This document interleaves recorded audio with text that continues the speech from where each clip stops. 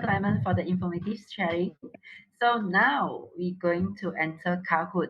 It's a very breathtaking activities now. So please, everyone, take out your second device, and we will have the QR code, which maybe you can flash the QR code. So everyone will just need to scan the QR code and type in your name with the country code behind. So let's say you are from Malaysia, you just type MY behind. And if it's Vietnam, just VN behind. Okay. So this is the QR code. Just scan this QR code and you will be able to insert your name.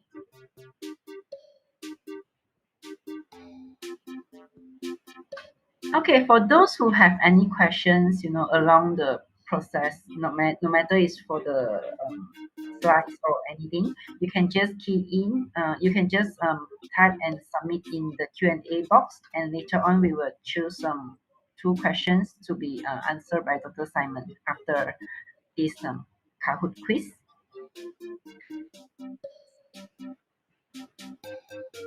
So we're giving you a little bit of time for you all to register. So these are all the people coming in, which you can see on the screen who are registering. We have 200, I think, online at the moment. Is that right, Joey? Around about those figures? Yeah, around. Yeah. So so the concept of this Kahoot is actually based on your answers, whether is it correct or not, and also based on how soon you can submit your answer. So the faster you submit, of course, the score you will get is higher. So Dr. Simon is very kind to all of you. So because this is our first time, so before you being exposed to the questions, Dr. Simon will give you some hints on his questions on his video clip. So pay full attention to the question to the hints that he gave. This will be very helpful for you to answer the question later on. So I will give little clues as I go along, and at the end, folks, when we finish, this is our first trial of this. I would like you to give me a feel for how difficult or easy you found the case to be. I mean, I don't want to give hints that give the case completely away, but I would just listen to what I'm saying as I go through the cases, because that will help you arrive at the diagnosis. And once at the end of each case, once you've all entered your answer, then Kahoot basically summarizes who are the winners of that case, and you get allocated a number for getting the answer right. And then you accumulate your numbers, and at the very end, we will have a winner, first place, second place, and third place. So people are still coming in and registering. Let me know, Joey. Will we give it one more minute, and then you tell me what you want to do? Sure. When we'll wait for a while, then we will start the Kahoot. Yep. There's 125 people who are currently now on Kahoot, so we'll just keep going. I think it's quite good and can start. Okay, all right, well, let's start then. Yeah, okay. Okay, so when we finish, we have 6 questions. When we finish everything, Dr. Simon will actually give you a full explanation on all these 6 questions. But still, if you have any other questions that you want to ask, please submit in your Q&A box there. Okay.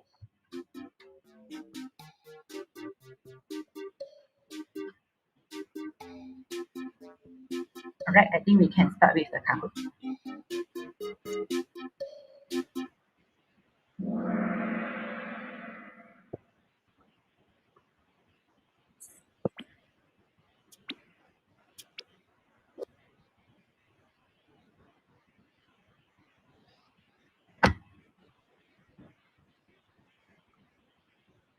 So this is a patient at 13 weeks and 5 days of gestation. And if you're on the left-hand side, you have with color Doppler showing a 5-chamber view. And as I mentioned to you on the right, why I like stick so much, because in a sense, that's the same image with stick volume acquisition. It's so much clearer. I want you to look at the vessel coming out of the center of the heart and to consider the size of this vessel. Is it enlarged? And I want you to consider the size of the vessel that joins it. I have some labeling on the screen. If you look at the labeling, it would be a very significant clue for you. I would also like you to look at the size of the heart, and I also would like to look at the axis deviation in the heart. The fetus is at 13 weeks and 5 days with a low risk NIPT and a thin nuchal translucency. Next, please.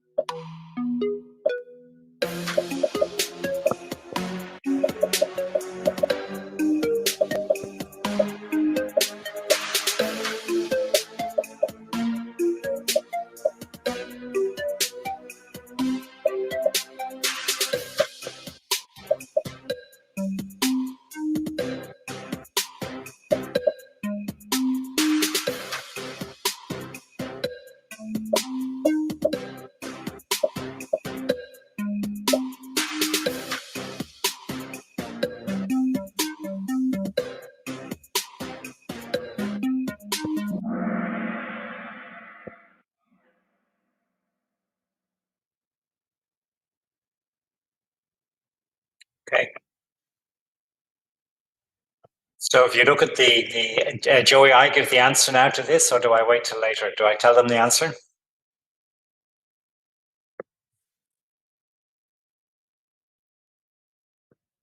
They're able to see the answer actually now. Oh, they see it there. Oh, sorry, bottom left-hand corner. So the answer there, folks, is tetralogy of Fallot. So 62 if you got this correct. So if you have the numbers up there, we have 28.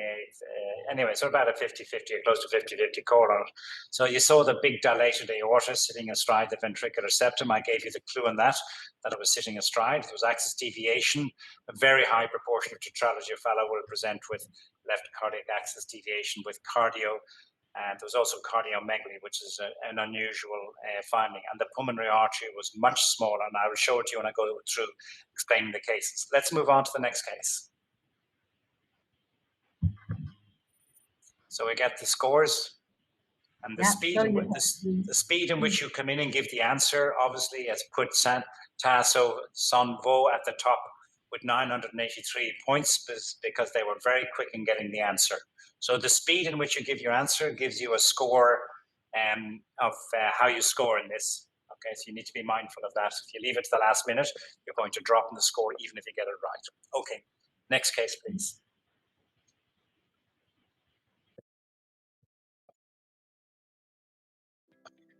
So in this case, what I would like you to look at is a fetus at 13 weeks and 4 days of gestation. Again, I'm showing you the power of stick evaluation, which is on the right-hand side, where it's 2D and color on the left-hand side.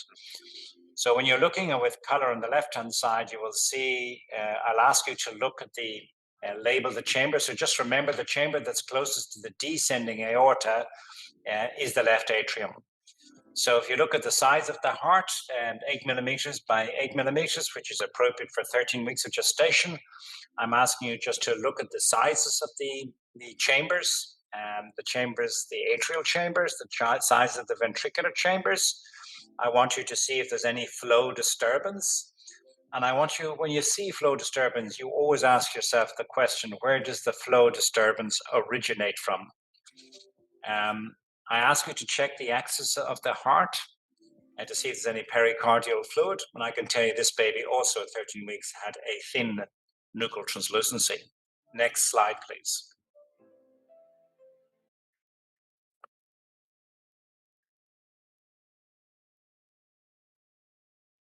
So there are 3 correct answers in this case. So these findings can be consistent with a number of abnormalities. You can see this scan finding. It's not diagnostic of one particular abnormality, but it may be seen across a number of these.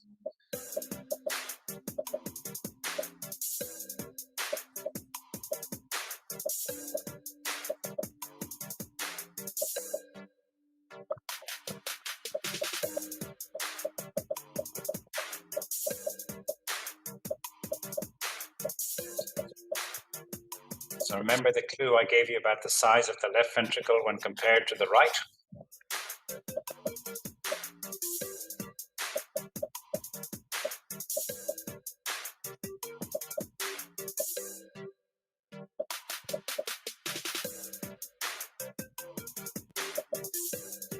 If there was a cardiomyopathy, you would expect to see both tricuspid valve and mitral valve regurgitation.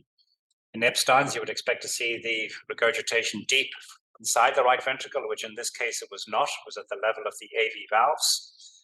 And seeing a left ventricle, right ventricle discordance, you can see that in total anomalous pulmonary venous return and coarctation. And in both of those, you may also see tricuspid valve regurgitation and tricuspid valve dysplasia. You may see tricuspid valve regurgitation with slight enlargement of the right atrium. So they were the three correct answers. So that was a more challenging, folks. And I knew that was going to be more challenging when compared to the first case. And that is certainly borne out in the answers that you've given.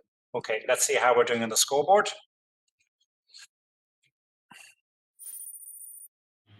Okay, so we have a swap in our leadership and where we're going. So there's been a bit of a switch in altogether and all the names coming through, which is signs that this competition is up for grabs. So we might continue and then move on to our next case. So in this next case is a fetus at 12 weeks and 5 days of gestation. And as you look on the left-hand side, I ask you to look at the nasal bone. I ask you to look at the nuchal translucency. It's normal findings. Then I ask you to look at the four-chamber view of the heart. You can see that I've magnified the image of the four-chamber view of heart. Look at the axis of the heart and ask yourself, do you think that's normal? As I do. And then you're looking at the movement of the AV valves to see that they're offset, and you're all pretty happy with all of that. So you ask, you'd like to have more images, and you move to the next slide, please.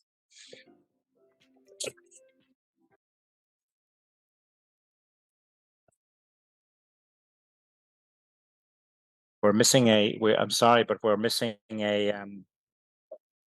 we are missing a video on that. Joey, there's a second page in that video. Could we please bring it up? Let me see if I'll bring it up in my PowerPoint. There were two pages on that PowerPoint. Let me bring it up. I'm going to have to pause the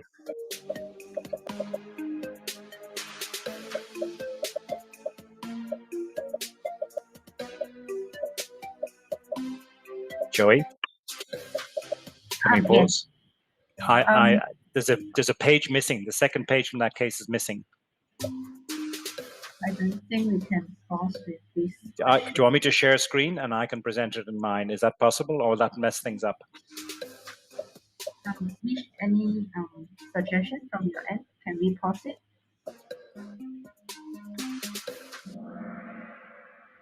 Sorry, we can't pause this. Cannot. Okay, let's leave this question out and let's just keep going. Mm-hmm.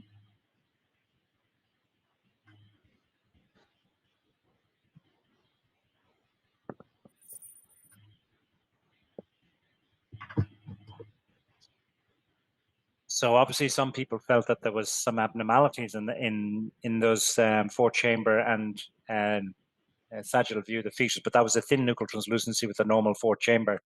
And as you can see, this baby had transposition of the great arteries in the answers that you got there. But I'm sorry, the next slide showing transposition of great arteries was not presented. Okay, we'll move on to the next, please.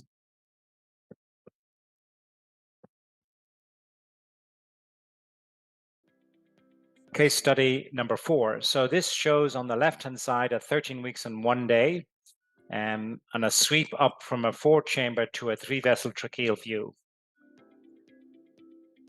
And this is using power Doppler. And then after using power Doppler, we then go to show it's slow flow. There is some labelings of some structures there. The ITA stands for the internal thoracic artery. My question is, why would you be interested in looking at the internal thoracic artery, given the scan findings that you're seeing on a 3-vessel tracheal view? So the key problem here is the 3-vessel tracheal view. And there's a point of concern that made us look with slow flow at the internal thoracic arteries. This is in a fetus at 13 weeks and 1 day in gestation. So finally sweeping from a 4-chamber to a 3-vessel tracheal view. Does anything strike you about that sweep from the 4-chamber to the 3-vessel tracheal? Next slide, please.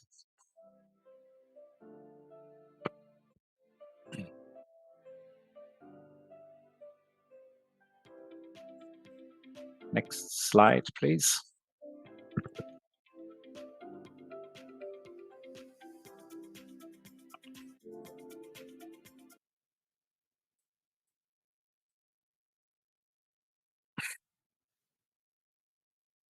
So the scan findings could be consistent with which of the following cardiac abnormalities?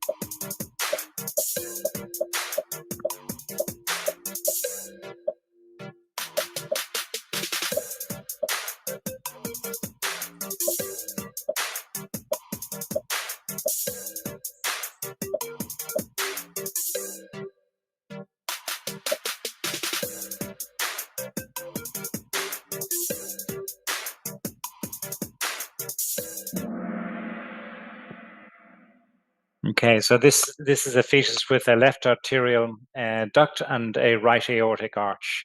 It always gets a little bit more difficult to ascertain when you're given all the other findings about where the arterial duct is. But in essence, this is just called a right aortic arch. When you talk about a right aortic arch, you are inferring that there is a left arterial duct, and this would be the most common finding. And when you see a right aortic arch, you always ask yourself the question, is there any evidence of 22q deletion? And that's why we went looking to see whether it was the internal thoracic arteries were present, and there was a nice normal thymus in there between the two internal thoracic arteries, so there wasn't any thymic hypoplasia. There was no signs of a double arch because we couldn't see splitting of the aorta. And the arterial duct can also sometimes be on the right side with the aorta. That's rare, but it is associated 22q, and that was not present in this baby's case. So most of you got that answer correct, but a fair proportion of you didn't. Okay, so let's move on to the next case, please. Well done, folks. So we move on to the scoreboard, and it's quite close at the top. Yeah, the top 3 are really quite close. Okay, so there's a fair bit going on in this case, and you'll be given a selection of answers. So on the left-hand side, it's at 14 weeks and 4 days. And I want you to pay attention to the neck in the baby. And I also want you to pay attention to the back of the baby's brain. So this is looking with 3D VCI on the left-hand side. And I want you to pay attention to the brain structures. And then here you've got these 3 big cystic spaces, and then pay attention to the, I'll give you a clue, the posterior fossa. I want you to pay attention to. With regard to the heart, I want you to pay attention to the sizes of the ventricles. I want the superior vena cava. And I want you to ask about the vessels that connect with the superior vena cava. Is there anything strange there? And I want you to pay attention not only to the difference in the ventricular sizes, I want you to pay attention to the sizes of the great arteries. And is there a difference in the sizes of the great arteries? So, and does this all fit together? Because if you actually look closely, you can see, and I'll give you a clue, when you look in the around this here, you'll see there's fluid around the left fetal lung. And that's another clue that might bring you to the diagnosis. And for those of you who are quite experienced, you probably have your finger on a very specific chromosome abnormality, if that's not too great a clue to be giving away. And also what I want you to show is the power of stick. When you compare to that 2D image, you see the power of VCI with a stick VCI. It just gives such clear definition of the sizes of the ventricles, one compared to the other. Always remember that the vessel closest to the descending aorta is the left atrium. It's a very useful anchoring point when looking at the heart. Okay, we might move on to the next, please.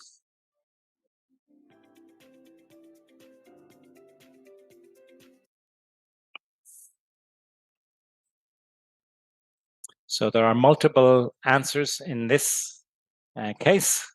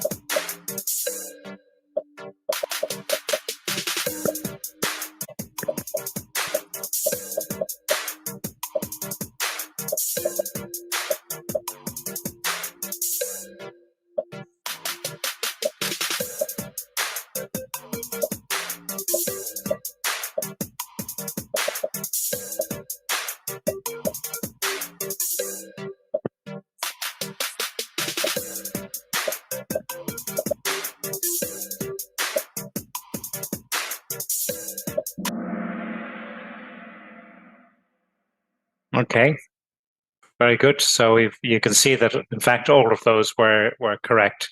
So for those of you who got all of those, you obviously got extra bonus points. For those of you who got some of them right, you can see that you did get some points on those.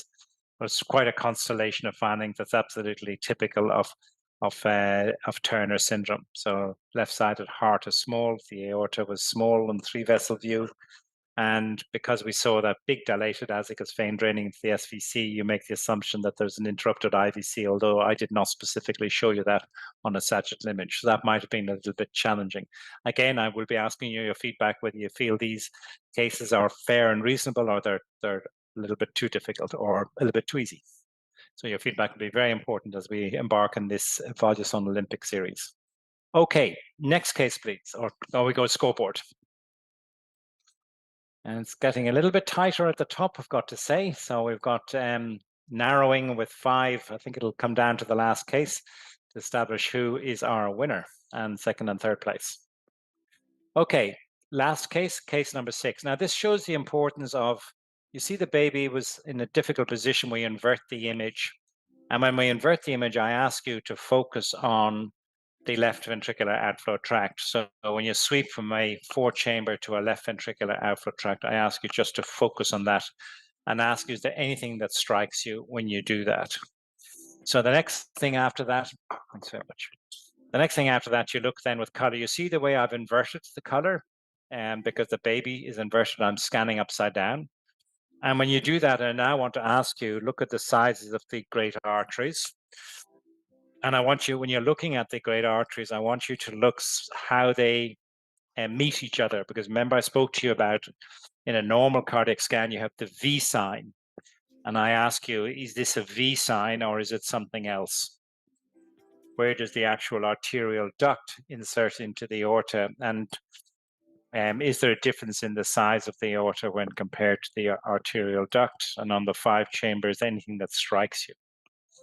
Now, there's a number of differential diagnoses that can fit into this, but you'll see in my question that I want the most likely diagnosis. So I'll let that run a little bit longer for you. Again, look at the image, I've inverted it. The 2D image, I've seen that there's something not quite right about the 4-chamber view. And then we move on to the next slide. So now it's question time for you to establish who our winners are. The scan findings suggest a diagnosis of which of the following cardiac abnormalities.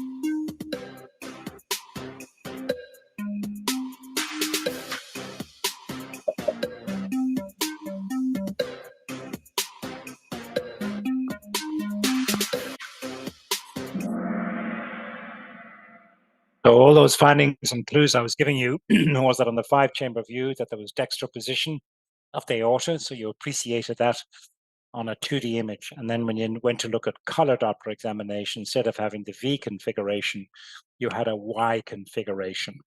So there was a proximal insertion of the duct under the undersurface of the aorta. What was challenging about the case is that the pulmonary artery was actually a very good size.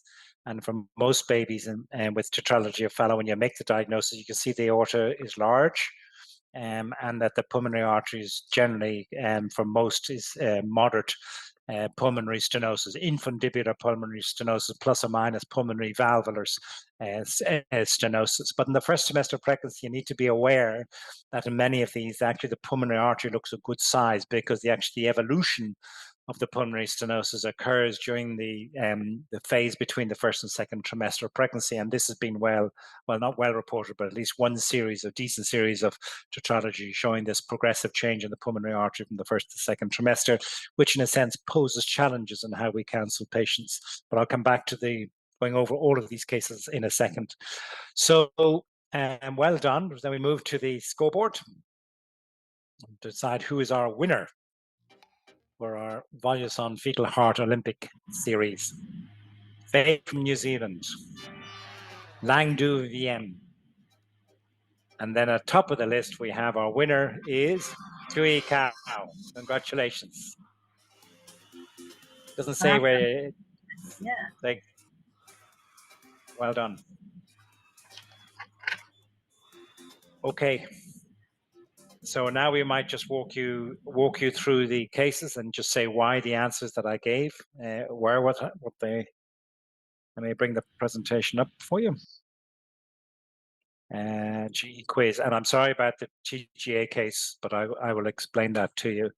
So we'll run through. We need to share screen. I need to grab the screen back. Share screen, share, and I'll run through these with you quickly because I've sort of given you the answers as I went along. Okay, the first case when we look with color Doppler, when you look at this, you will see that the aorta has got a question mark, what's called a question mark configuration. So you've got a big aorta that comes out of the center of the heart, and that's referred to as a question mark configuration on an LVOT view. It's more easily demonstrated when you look with a stick evaluation, and that's why I like to show the stick. And I labeled all these structures for you, right and left ventricle, the aorta, and then the pulmonary artery, you will see, and that comes in just at this point here. So that's the pulmonary artery coming in and joining the dilated aorta. Seeing a dilated aorta is one of the signatory findings of tetralogy of Fallot because the left and right ventricular outflow tract are going into the aorta, and therefore the aorta is big. But when you see dextroposition of the aorta with an enlarged aorta, it's not pathognomonic of tetralogy of Fallot. The other important differential diagnoses are common arterial trunk, which can look exactly like that, and double outlet right ventricle with a subpulmonary VSD can also look like that. But these are one of the most common cardiac abnormalities. And if you think of the cardiac abnormalities in the first semester, it's always in the back of my mind. I'm always thinking of tetralogy of Fallot, coarctation of the aorta, and transposition of the great arteries. They're the big 3 ticket items, more frequent abnormality that I'm looking for in the first semester of pregnancy. So when I see aortic override, I'm always thinking of tetralogy of Fallot first. Common arterial trunk is a rare cardiac abnormality. And double outlet right ventricle with a subaortic VSD, I'm not too worried about that because the actual management of these babies is very similar to tetralogy of Fallot. So that was the key finding. And the other thing was that the heart was enlarged. You can see it was a big heart with axis deviation. And I did mention that in my answer to you. So I'll just let those clips run in so they sink in. And you just look here, the pulmonary artery on color. You can see there's forward flow. In some of these, you will see intermittent reversal of flow in the first trimester. And that's obviously a worrying sign. You can see flex of reversal of flow just here, going back through the pulmonary artery. But you can see that you've got a large pericardial effusion. It's really a very big heart at 13 weeks and 5 days. And that's obviously a very concerning finding. So the key findings were left axis deviation, cardiomegaly, ventricular septal defect, aortic override, dilated aorta, and pulmonary stenosis. And the correct answer was tetralogy of Fallot with pulmonary stenosis. In the second case, we see here that there's a regurgent jet. Now, here's the importance of knowing with color, set at 25 centimeters a second, that inflow is always red, and therefore you instantly recognize regurgent jet will always be blue. And when you see a regurgent jet, you always ask yourself, you have to both subjectively and objectively assess the regurgent jet. So you want to know, is there aliasing? Does it reach the roof of the atrium? And if you look at here, you see it does reach the roof. And you'll see there's a slight difference in the size, the right atrium, although it's very subjective, but the right atrium looks slightly enlarged when compared to the left. Again, I always use stick to purify the flow patterns, clean it up. And when I look at the flow patterns, I then ask myself, where does the regurgent jet start? And when I look at it, I see the regurgent jet starts at the level of the AV valve, not here, deep inside the right ventricle. So that tells me it's not Epstein's, or unlikely to be Epstein's anomaly. So when I see here, I then always ask myself the question, okay, I've got a significant tricuspid valve regurgent jet. Is there differences in the size of the ventricles? Because you've obviously got a high pressure environment inside that right ventricle, or either a high flow volume inside, and that's where total anomalous pulmonary venous return comes in. And if you look at it here, you can see there's a differences in the sizes of the ventricles. The right ventricle is slightly enlarged. So the first thing that would come to my mind is that I'm seeing a tricuspid valve regurgent jet, which could be physiological. As a general rule, the physiological regurgent jets we will see on pulse Doppler, but will not be evident in color. If you see the jet reaching the atrium, and the atrium is slightly enlarged, then I consider it as pathological, and I'm considering tricuspid valve regurgitation. And then seeing the discordance in the sizes of the ventricles makes me think of coarctation of the aorta and total anomalous pulmonary venous return, which both of them can look so alike in their findings. That finding of discordant ventricular size with tricuspid valve regurgitation. So that was the summary of that. Left ventricle smaller than the right ventricle, tricuspid valve regurgitation. And the correct answers to that were coarctation of the aorta, tricuspid valve dysplasia, total anomalous pulmonary venous return. For an AVSD, the regurgent jet would be right in the center of the heart, not across the right AV valve. For a cardiomyopathy, if I was going to show that, I'd probably show both tricuspid valve and mitral valve regurgitation, although you may just get one side, but the heart was not particularly enlarged and there was no pericardial effusion, and it was not Epstein's because the regurgent jet did not arise from deep inside the right ventricle. The next case was a baby who showed a thin nuchal translucency and a normal four-chamber view of heart, normal axis, 45 degrees, no axis deviation, nice offset of the AV valves, pulmonary veins coming in, no point of concern. But when you look at the four-chamber view of the heart, you see normal ventricular inflow, symmetrical chambers, no discordance in the chambers. But the problem is when you sweep up to the three-vessel tracheal view, there's only two vessels. Now, only seeing two vessels on the three-vessel tracheal view is not pathognomonic of transposition of the great arteries. Any obstructive cardiac lesion give rise to only a single vessel and many other cardiac abnormalities. You have to move further and you say, okay, given the frequency of, as I mentioned, the big three, transposition of the great arteries is right up there. But I have to go on and find out, do the vessels cross?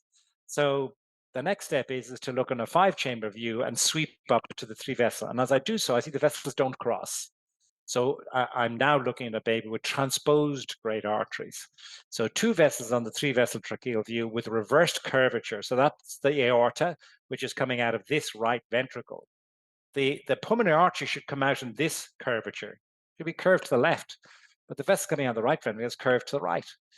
So seeing the reverse curvature of the right ventricular outflow tract, and on a five-chamber view, seeing both vessels coming out in parallel and not crossing each other, tells me that these are transposed great arteries, and most likely simple transposition of great arteries. But seeing VSDs can be extremely challenging in the first semester of pregnancy. And your important differential in this would be a double outlet right ventricle with a subpulmonary VSD, which you could get similarly. Two vessels on the three-vessel tracheal view and parallel vessels arising from the heart. But in that situation, you will see aortic override. But they couldn't see any signs of aortic override in this case. So that would be an important differential of transposed great arteries. double added right ventricle with subpulmonary VSD. So the key findings were thin neutral translucency, no axis deviation, 2 vessel and 3 vessel tracheal. Both vessels arise from the heart in parallel, so there's no crossing over. And the correct answer was that's ignore that. It's a true answer. The correct answer was transposition of the great arteries. Was the correct answer. The next case I showed you was a 4-chamber view of heart, and then we swept up and then we saw the abnormal. This is a U configuration. It's not a V configuration. So if you look at it here, that the aorta is positioned to the right of the trachea. And once you see that U configuration, if you look on slow flow, you always ask yourself, is it related to 22q deletion? And if you look here, this is the internal thoracic arteries coming off. So anytime I see a right aortic arch or a double aortic arch, I ask the next question, is it related to 22q deletion? Because 22q deletion, you may get thymic hypoplasia. And I see a nice juicy thymus gland in between it. The other thing, frequently with a right aortic arch, you will get an aberrant left subclavian artery, and you will only see that with slow flow. And I labeled that for you as an aberrant left subclavian artery. I don't spell it out for you, but that's the other felt was a reasonable clue to give you that I was looking at a right aortic arch. Is it a double aortic arch? No, I don't think so. So I'm not seeing any. You expect to see a Z configuration of the 3-vessel tracheal view, and there's no Z configuration here. So if you look at that there, you look at the aorta, it does not split at this point. So it continues up here to join the arterial duct. If it was a double aortic arch, you would see the aorta bifurcating here and joining the duct and then continuing around the corner. But I'm not seeing that there. But it's a very important point, is that when you see a right aortic arch, always ask yourself the question, is a double aortic arch? And it can be so subtle in the first trimester of pregnancy. So the key findings were normal 4-chamber, no axis deviation, right aortic arch, and aberrant left subclavian arch. So the answer was left arterial duct with a right aortic arch. The differentials, left arterial duct with a double aortic arch, I say you would have to see it splitting. And a right aortic arch with a right arterial duct looks very different because the duct is on the right side of the trachea, and they are very difficult findings in the first trimester of pregnancy. And if those of you who are at ISUOG in Korea, you will remember me running through examples of a right aortic arch and right arterial duct in the first trimester. And then even rarer is right arterial duct with a double aortic arch. Very, very rare. And then the next case, this is a dilated cerebral fourth ventricle. Dilated cerebral fourth ventricle is a very helpful marker in aneuploidy. So it's in greater than 90% of cases with trisomy 13 and 18, greater than 99% of cases with digonic triploidy, and also cases of Turner syndrome will present with a dilated fourth ventricle. So once I see a dilated fourth ventricle with cystic hygroma, I'm right on to a diagnosis of Turner syndrome. And quite typically, they have left heart problems. And you can see here, much smaller left ventricle when compared to the right. And there's also a left pleural effusion. And then when we go on to look at color Doppler in this case, when we go to color Doppler in this case, you can see that there's a big juicy vessel coming up. So there are 3 arches. There's a ductal arch, aortic arch, and then here the azygos arch. So anytime you see a big dilated azygos entering into the SVC, always ask yourself the question, consider the interruption of an IVC. It's pretty much very, very strongly associated with that. But again, I should have shown you the sagittal imaging where there was interruption of the IVC. So the IVC just simply continues, doesn't go through the liver, continues along side by side with the aorta up into the chest and drains into the SVC. And that's why you get this big vessel on the 3-vessel tracheal view. And the aorta was much smaller when compared to the arterial duct. So this baby had the full gambit of findings, and all of the 6 answers that I gave were actually correct. So the baby had, actually I didn't show you this clip, but this just shows you on a stick evaluation, the descending aorta, and then this just shows you the IVC entering side by side up into the chest, which you can confirm that on sagittal imaging. So the answer was Turner syndrome, left ventricular hypoplasia, interrupted IVC, azygos continuation IVC, coarctation, and a cystic hygroma. The very last case I showed you, 13 weeks and 6 days, we inverted the image because baby was in a difficult position. We set our PRF around 35 centimeters a second. When we had the image inverted, we could then appreciate that the aorta, which is here, is sitting astride. So it's being the right and left ventricle both feed and deliver a volume of blood into the aorta. It's not that dilated when you look at it, but it does, should strike you that there's a ventricular, that there's a dextroposition, aortic override. And the differential diagnosis in aortic override, as I've already mentioned, is a common arterial trunk and double outlet right ventricle. And then you can see, first of all, it showed red. So I had the red up, so I had to invert my color. So once I see that it's red, the great arteries, I know the great artery should always be blue. So I automatically invert the image. It's so important to be systematic in everything you do in examining the heart in the first trimester. And as I do, I can see that there's a subtle difference in the caliber of the pulmonary artery when compared to the aorta. It is subtle, but the key thing is that the duct inserts in a proximal position into the aorta, and that's referred to as the Y sign, which is a helpful marker in identifying tetralogy of Fallot. So this is a case of the tetralogy of Fallot was the correct answer with very mild pulmonary stenosis. So that brings to a conclusion our first series of the going through case studies for you. I mean, I'm hoping you found it helpful. I think it'll be very important for you to give us feedback. I look if there's any questions. If you want to pose any questions to me coming in on the chat box, let me open the chat box to see if there are any questions there. And next time I do this series, I will ask you at the very beginning to put any questions that you have in the chat box. And if you want to ask any questions quickly now, please do add. But next time, I will give you advance notice.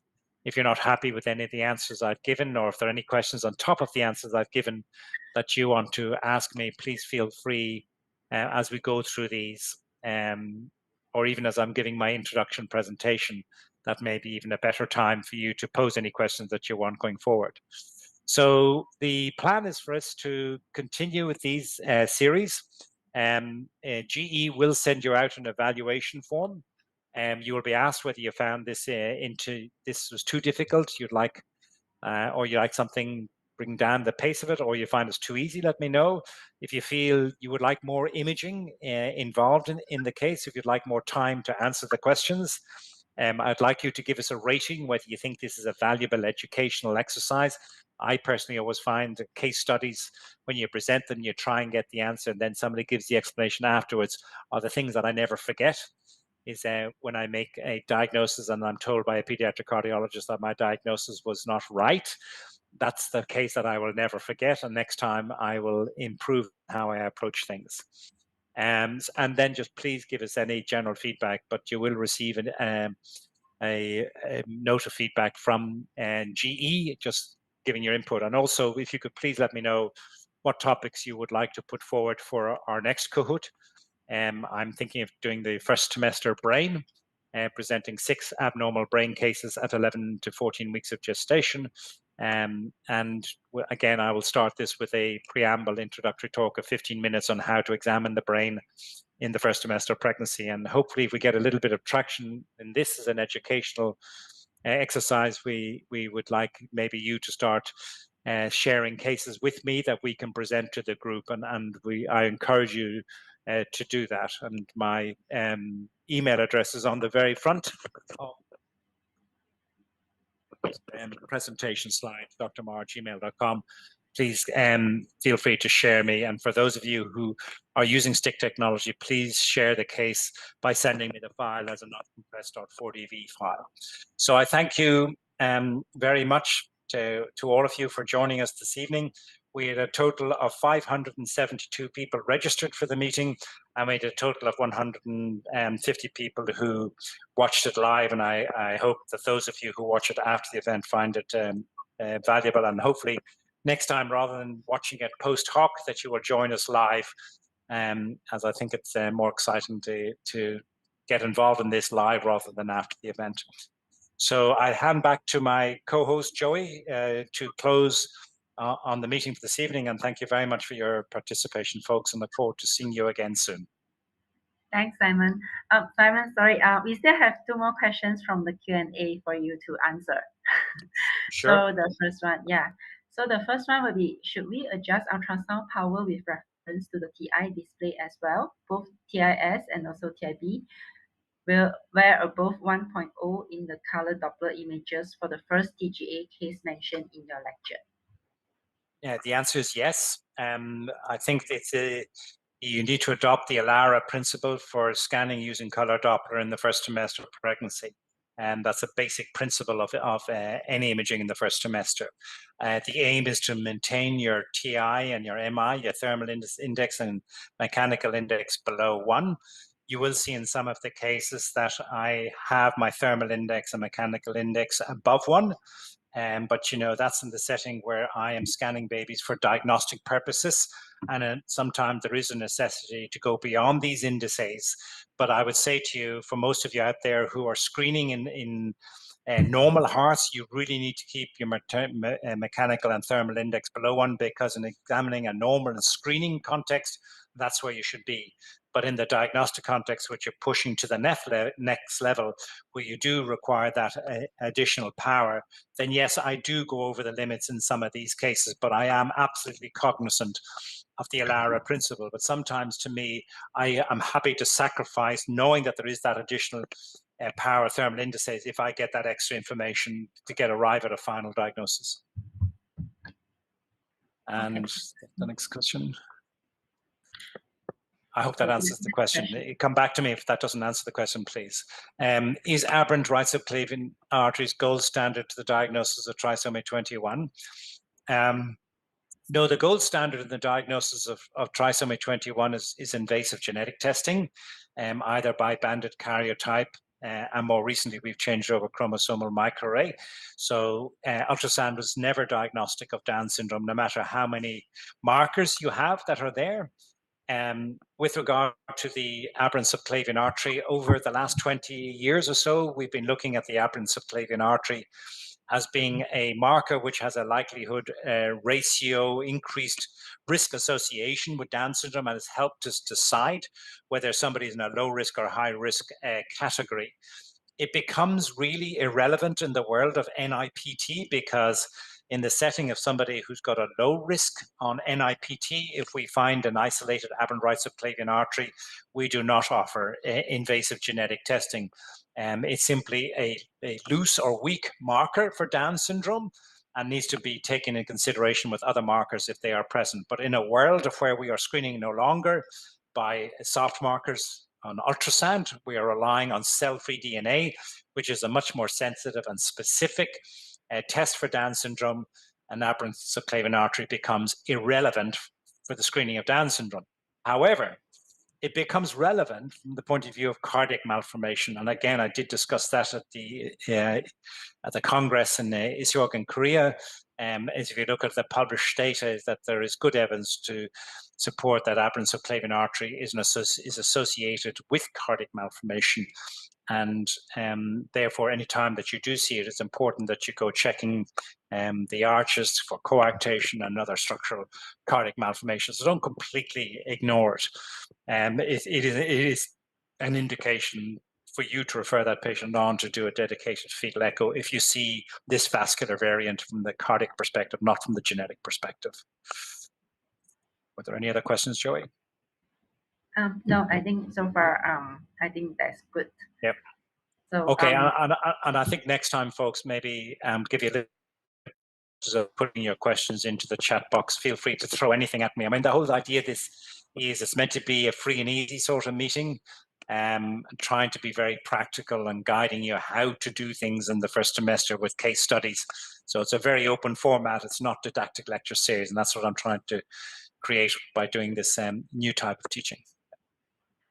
Yeah. I would like to be behind the scenes in all of this. I would like to extend a special thanks to Long, who I traveled with very recently in the Asia Pacific Congress Maternal Fetal Medicine in Vietnam, because it was Long who brought to my attention how Kahoot could be applied in the medical setting, because this is a platform that's used not just in the setting of a medical quiz shows. It's been used for many other facets, but it was Long's idea to put this together, and between the two of us, we came up with this idea of putting forward case studies. So I would like to publicly thank Long for his for this suggestion of going forward with this exercise. Thank you.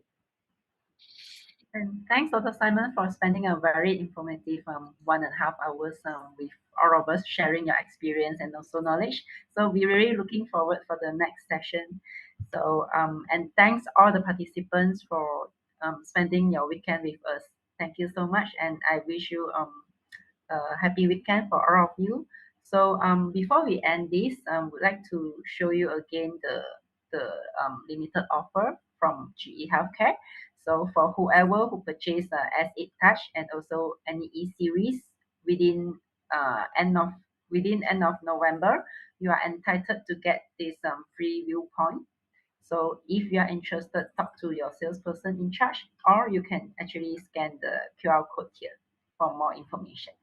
Thank you and have a good weekend. Thanks. Thank you, Dr. Simon. Thanks very much, Joey. And thanks, Mitch, and the rest of the GE team. Thank you. Bye-bye now.